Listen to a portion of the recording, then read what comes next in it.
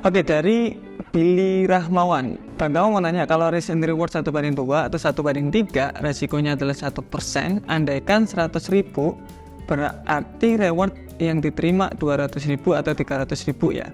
Bagaimana cara ngitungnya?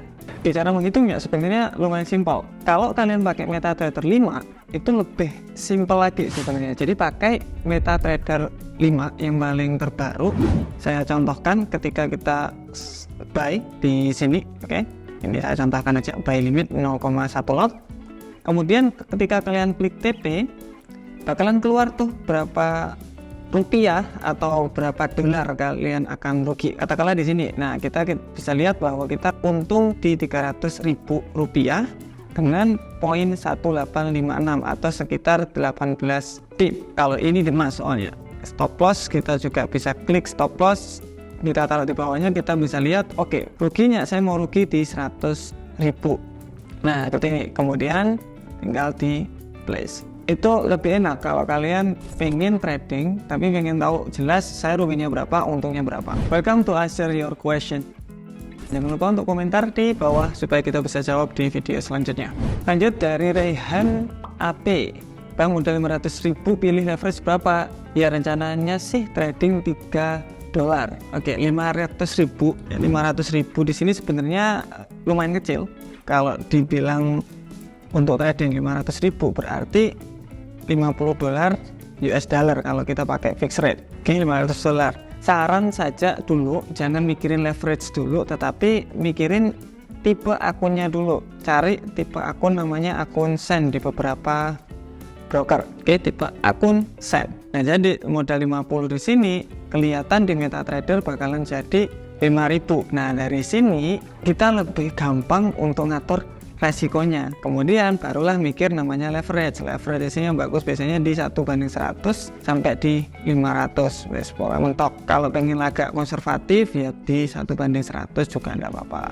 Oke, dari Henry Ardian. Mas, ada yang menawarkan saya titip dana dari broker dan didampingi wakil pialang berjangka dan ada izin, sertifikat dan lain-lain. Kalau seperti ini apakah aman atau berbahaya? Pertama, pastinya cek izinnya. Di Indonesia tidak boleh ada namanya titip dana, kemudian copy trade, itu nggak boleh, sangat dilarang, apalagi broker yang menawarkan. Jadi harusnya nggak boleh, harusnya tidak boleh. Yang kebanyakan orang masuk ke dalam scam atau tertipu itu mereka lihat izin-izinnya, oh ini izinnya bagus, tetapi mereka nggak cek. Contoh, ini izin BPP-nya, kita ngecek di BPP nggak ada, atau izinnya yang lain. Nah, itu kalian harus benar-benar hati-hati. Nggak ada, mudah banget cara untuk di trading di sini. Ini nggak ada, kayak tinggal titip dana aja. Itu susah banget, nggak ada, hampir nggak ada. Tapi kalau memang ada, katakanlah broker lumayan besar, kemungkinan orang tersebut adalah oknum, itu bisa dilaporkan saja. Oke, dari Juli. Mas Tamu mau tanya, setiap broker forex untuk setiap akunnya kan pasti berbeda-beda. Apakah komisi mulai $20 itu wajar? Soalnya ada salah satu broker lokal yang udah terregulasi untuk salah satu jenis akunnya yang baca-baca komisi mulai $20. Tolong jawab. Oke, komisi spread setiap broker itu memang berbeda-beda, tidak ada yang sama. Intinya di sini ada dua broker itu mengambil keuntungan. Yang pertama dari spread, yang kedua dari komisi. Nah, biasanya broker-broker luar, broker-broker lokal itu ngambil salah satunya biasanya. Katakanlah spreadnya ada di 13 poin, tidak ada komisi, atau ada komisi $10 tapi tidak ada spread. Nah, jadi kebalikannya biasanya. Dan di Indonesia sudah ada aturannya, ini spread komisi minimal di $1. Spread kalau USD harusnya segini segitu, itu udah ada aturannya. Dulu mungkin komisi di $20, menurut saya pilihan broker itu sedikit. Sekarang pilihan broker lokal pun itu sudah banyak banget dan jauh lebih murah. Jadi mungkin bisa dipertimbangkan lagi yang lainnya, karena kalau yang broker lain terregulasi bagus juga, Bapepti A++ juga komisinya hanya $10. Kenapa enggak? Kalau kita pakai 100 slot aja udah berapa tuh? 100 slot berarti katakanlah kita sudah trading 100 slot, berarti komisi $10 di sini diambil broker di $1.000.